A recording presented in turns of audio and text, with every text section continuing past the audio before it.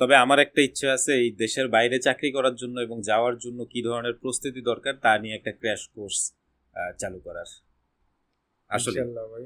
মানে দেশের বাইরে কিভাবে চাকরি করবে, কিভাবে যাবে, কিভাবে অ্যাপ্লাই করবে, নিজের টাকা খরচ না করে অন্য কোম্পানির মাধ্যমে কিভাবে দেশের বাইরে যেয়ে চাকরি করা এবং সেটেল হওয়া যায় 1 টাকাও খরচ না করে, সেইটা নিয়ে আমার একটা কোর্স ছাড়ার ইচ্ছা আছে। বিকজ আমি সেটা করছি। আমি যখন প্রথম এই দেশের বাইরে অ্যাপ্লাই করি এবং ওরা এসে যখন আমাকে চাকরি অফার করে, ভিসা টিসা সব আমার রেডি করে দেয়, টাকা পয়সা দেয়, ওখানে থাকার ব্যবস্থা করে, অনেকেই বিশ্বাসই করে নাই, মনে করছে যে মানে 2 নম্বর কোনো কোম্পানি কিনা, নিয়ে যে আবার পাচার করে দেয় কিনা। আমি আবার ক্রস চেক করছি, ভেরিফাই করে ঠিকই চলে গেছি দেশের বাইরে। যাওয়ার পরে আবার এখন আবার যারা ওই যে নেগেটিভ কমেন্ট করছে, যখন দেশের বাইরে যে ছবি টবি পাঠানো শুরু করছি, ভিডিও কল দিয়ে পরিবারের সাথে কথা বলছি, তখন সবাই আবার ঠান্ডা, যখন সোশ্যাল মিডিয়ায় ছবি দেওয়া শুরু করছি। এই আর কি।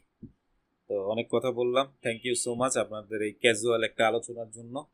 আমার অডিয়েন্সের উদ্দেশ্যে যে কোনো একটা ক্যামেরা ফেস করে কিছু একটা বলেন এটা। থ্যাংক ইউ আকাশ ভাই, আপনার সাথে কথা বলে অনেক ভালো লাগলো। আমিও চাই আপনার মতো বড় হওয়ার জন্য। আহ, আপনি সবসময় তো আপনার বড় সাথে হয়ে আছেন, যোগাযোগ বড় জায়গায় চাকরি করতেছেন যোগাযোগ থাকবে ইনশাল্লাহ। এরপরে আবার কোনো একটা পডকাস্ট হলে তখন নতুন কোনো ইনশাল্লাহ। বিষয় নিয়ে একসময় জি, আলোচনা করব।